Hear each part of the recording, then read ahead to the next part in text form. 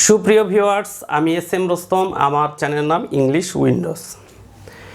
এই ভিডিওতে আলোচ্য বিষয় 3 ওয়ার্ডস: পিপল, আ পিপল, পিপলস। প্রিয় ভিউয়ার্স, এই 3টি ওয়ার্ডস এর সঠিক অর্থ ও এর ব্যবহার না জানার কারণে খুব সহজেই একটা পাজল সিচুয়েশনের মধ্যে পড়তে পারি। আরও বলা যেতে পারে বিসিএস সহ বিভিন্ন ধরনের জব এক্সামগুলো ছাড়াও English news paper, English magazine, English movie অনেক সময় এর সঠিক অর্থ ও ব্যবহার বুঝে ওঠা সম্ভব হয় না বা হবে না।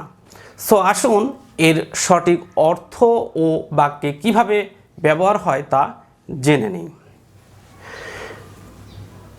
পিপল, লোকজন। People think you are wrong. এখানে জনসাধারণকে বোঝাচ্ছে, জাস্ট জনগণকে বোঝালে সেখানে just word people. A people একটা জাতিকে প্রকাশ করে। The Japanese are a very industrious people.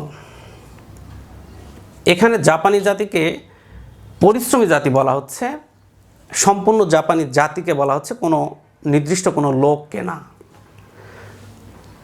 আর পিপলের সাথে এস, এটা বিভিন্ন জাতিকে প্রকাশ করে। Different peoples have different customs. বিভিন্ন জাতির বিভিন্ন ধরনের সংস্কৃতি বা রীতিনীতি আছে।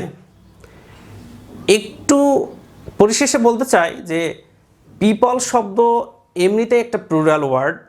এটার আগে এ দিব, এটা অনেক সময় বিশ্বাস করতে পারবে না যে এ কেন হবে, আবার পিপলের আগে আবার এ কেন আসে। আবার যদি বলি যে পিপল তো নিজেই একটা প্লুরাল ওয়ার্ড, তাহলে এর সাথে আবার এস হবে কেন? তো আসলে আ পিপল আর পিপলসের মধ্যে যে পার্থক্যটা, এটা দেখানোর জন্যই আসলে এই ভিডিওটা করা। সো আবারও সংক্ষেপে যদি বলি, পিপল জনসাধারণকে বোঝায়, এই পিপল অর্থ একটা জাতিকে বোঝাবে, এবং পিপলস যখন আমরা দেখব তখন বিভিন্ন জাতিকে বুঝব।